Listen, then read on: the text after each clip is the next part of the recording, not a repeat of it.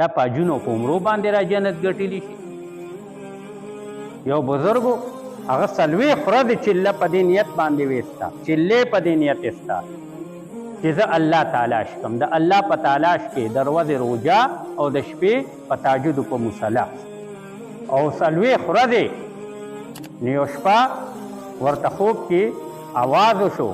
چې دې ځای کې ځان ستړی کې او د الله تلاش کې نو پلانکي ځای ته لاړ شه، یو پلانکي سوناري دی، سونار دکان دی، زرګر دی یا د اوسپنه هر څه چې دي د هغې دکاندار دی، ته هلته لاړ شه، تا ته به الله هلته خپل دیدار وکړي، هلته به الله ووینئ. ډېر دې ځای نه لاړ، ښار یې تلاش کړو، هغه زرګر یې تلاش کړو، خو هغه په هغه ځای کې بلا زرګران وو، نو د یو پسې ګرځېده چې کم یو باغی چې زه الله هلته ووینم، الله خو راته بېګا خو پیغام میسج داسې شوی دی. ده اوس وکتل چې یو بوډی راغلی را او د یو زرګر مخې ته ودرېده او ورسره یو جیتکې غونته کې دی، د پیتلو دی یا د هر څه دی، یو جیتکې غونته دی، او ورته وایي دا زه په 2 درهمه په 4 درهمه په 6 درهمه خرڅوم. زرګر ورته وایي هغه اغوستونکي ورته وایي بیا دا د 4 درهمو دی، 6 پې نشم در کولی، که 4 درهمه دې لګي در کومه که نه ده. بیا روانه شوه، یو لذي ټول ورته د 4 نه سیوا کېږي نه. یو زرګر له لاړ او دا سړی هم ورسره روان دی، دا سړی هم ورسره روان دی، خو په ځان یې نه پوهېږي. چې لاړه نو هغه سړي چې هغه لوښې وکته نو ورته یې بیا د سورې بچي په 6 درهمه باندې خرڅومه. نو دا د 6 درهمو خو نه دی بیا، نه ورته یې بچي زما 6 درهمه پکار دي او ټولو راته وایي چې 4 درهمه خو زما 6 درهمو ته حاجت دی. وي ته په دې 6 به کیسه وي زوی مې بیمار دی، زوی مې بیمار دی او ډاکټر راته ویلي دی او دوایي اپریشن یې دی، هغې باندې 6 درهمه خرچه را دي، کونډی ما بچي مې نشته، نور خاوند مې نشته، دکه لوښې مې راغشتې چې دا لوښې به خرڅ کړم چې د بچي دارو علاج ته وکړم، 6 درهمه راته هغه یاد کړي. هغه کس ورته وایي، هغه سړی ورته وایي بیا بیا وي زه له 25 دیناره له دې در کوم، 25 دیناره در کوم. نو هغه سړی بیا حیرانه شو، نو ورته وایي بچي خندا را پورې مه کوه، خو 6 درهمه مې پکار دي او 6 درهمه راکړه. هغه ورته وایي بیا ستا را لوښي چې دی دا ډېر قیمتي دی، دا د 25 درهمو دی او 25 درهمه را سره دا در کوم. بیا له 25 درهمه وشمارل ورې کړل وله، بیا ډېرې دعاګانې وکړه لاړه. او دا سړی ورته وایي دا چې کوم د خدای په تلاش کې وته چې زه الله تلاش کوم، په سجدو کې تلاش کو، په روجو کې تلاش کو او جومات خانه کې تلاش کو. الله ورته لار ښودله چې ده به کوم ځای کې ما چې لاړه نو ورته وایي یاره وروره تا خو دا دکانداري چېرته کړې نه او ته په کاروبار پوهېږې نه. وی ولې؟ وی دا خو وی دې ته خو ټولو زرګرانو او ټولو اغوستونکو 4 درهمه وی تا وله هغې رانه 6 غوښتل او تا 25 ورکړه، تا 25 درهمه ورکړه، دا خو د 6 برابر هم نو. نه ورته وی دا د دې لوښي قیمت نه دی، دا 25 درهمه د ابې د خوددارۍ د وجې نه ما د دې د زوی د علاج دپاره او د 3 میاشتو خرچې دپاره مې وله ورکړل چې دا یتیمانه دا کونډه ده او بچی بیمار دی، نو په دې 25 درهمو کې په 6 به علاج وکړي او باقي به ځان لره 3 میاشتو راشن پیدا کړي. بس سړی پوه شو، سړی پوه شو چې اوهوی موږ خو په عبادت خانو کې او په ریاضتونو کې او په سجدو کې تلاش کوو، رب خو راته دا ځای میلو شو، د رب راته خپل ځان وښو، د دې بنده په شکل کې راته ځان وښو، د دې بنده په شکل کې راته رب ځان وښو. اوس واورئ اجونو والا عمرو والا رم پہ ځان لسخاتو تنظیم پہ تور کړه خو نه راته خدای نه وی شو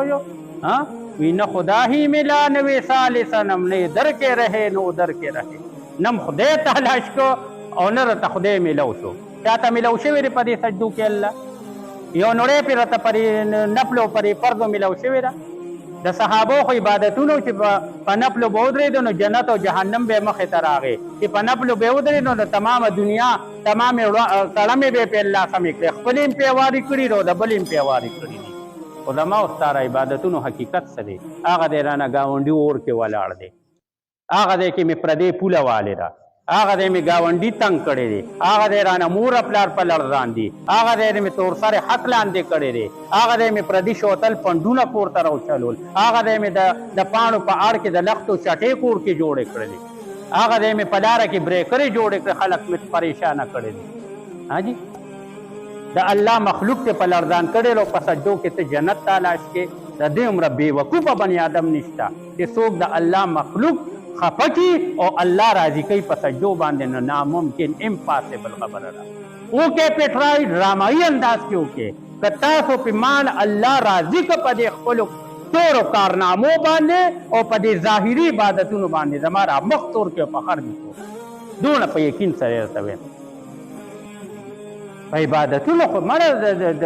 ډیلي په دروازه پخوا خلکو نومونه لیکلي تبلیغ کې هم پښتانه ډېر دي پیر صاحب له هم پښتانه ډېر دي اجونه هم پښتانه ډېر کوي روژې هم پښتانه نیسي مونځونه او جوماتونه هم پښتانه ډکوي جی خو د نورو سره به څه چل کې د نورو سره به څه چل کې ناپ تول کې کمی به څوک کوي ارامتوب به څوک کوي رذالت به څوک کوي دوستوب به څوک کوي چې دا موږ نه کړی په موږ وخت تېرېږي چې موږ بل پریشانه کړي نه په موږ وخت تېرېږي چې رور زموږ د لاسه تړکېدلې مړ شي نو په موږ وخت تېرېږي چې هغه هم په سولې کړي ني او هغه هم په تخته کړي ني او هغه هم ذلیله کړي او رسوا کړي ني یو سړی ښه تنګ شي چې په یو بني آدم تکلیف راشي الله اکبر حالانکه رسول الله مبارک فرمایي صلی الله علیه وسلم وی د امت مسلمه مثال د ټولو مسلمانانو مثال دا د یو بدن دی د یو بدن چې په بدن کې دا ګوته باندې درد دی نو د سترګو نوښ کې بهیږي که نه بهیږي چې تکلیف دی چې په ګوته باندې درد دی نو د خولې نه راپریاد اوازونه وځي او که نه وځي نو د دې ګوتې د خولې سره سوی مره د دې ګوتې د سترګو سره سوی مره درد په ګوته رې نو سترګه ولې په تکلیف کې را درد په ګوته رې نو د خولې نه فریاد ولې وباسې درد په ګوته رې نو 360 جوړونه رې ولې په لړزان دي ځکه چې دا ګوته هم د دې بدني سره او دا خوله هم د دې بدني سره دکه د امت مثال دی دغه د مسلمانانو مثال دی نن مایارو کې مسلمان رور دی په تکلیف کې دی او د میرې رور ته خبر شي وی وړه مې په یخ شوي زه وایم چې خدای وی زه وایم چې نور هم خو ومږي وی زه وایم چې دې د دین هم بدتر شي وی خدای دې د دین هم په بدتر حال کې او چې هلته لړ شي نو یاره وروره ملا مې ډېر را باندې ودرېدم ډېر در باندې خفه شوم خو بد د خدای کړي دي نو الله اکبر دلته رې څه وویل هلته رې څه چل دلته څه ویل هلته څه چل دا پښتو ده دې له موږ پښتو نوم ایښی دی پښتانه تنبلي رو که پښتانه تنبپوري تنبلي پښتانه دنیا نه لاړل او تنبپوري پښتانه په دنیا کې پاتې دي بس د حجرې تنبم بنده او د کور تنبم بنده او د جومات تنبم بنده پخوا چې به میلمانه رالل خفه کېږو به نن لږ سپینې وایو پخوا چې به میلمانه رالل نو پار کور کې به شملې وي او که به نه وي ماسته به وو کوچ به وو وړي به وو چې ډوډۍ به نه وه ډوډۍ به یې پخه کړله په تناره به یې غټه ډوډۍ پخه کړله د دې زمانې نه چې تورګیري هم تنور ته ولاړ دی په قطار کې او سپینګیري هم تنور ته ولاړ دی یا الله توبه یا الله توبه چې د دې ښځو نه تاسو څه جوړ کړي دي د دې چاچې خوږېږي د دې پرې چاچو تاسو له وړو نشئ غږلی دې پوکي چېرته نغري ته نشي والی چې تاسو تورګیري هم په بوکینګ دی او سپینګیري هم په بوکینګ دی بس تنور زنده‌باد او ډوډۍ زنده‌باد او تیاره روړه زنده‌باد او د تنبړې ته ورننه باسه زنده‌باد بس دقسې دی نه ښځې د کار دی او نه د سړي د کار دی که سړو ته ووایي چې دا دی که یو دوه دوچې سبزي ځان له وکړه چې د ګاډۍ والا ته د سپېمې هم نه بهیږي او سترګې هم نه بهیږي چا وایي ټماټر په دې ریټ او باتینګړ په دې ریټ او پیاز په دې ریټ نو بیا وایي خدای ما سره خو 200 دي نو د پې ټماټر والم او که د پې باتینګړ والم څه پیلم به په 200 به د سال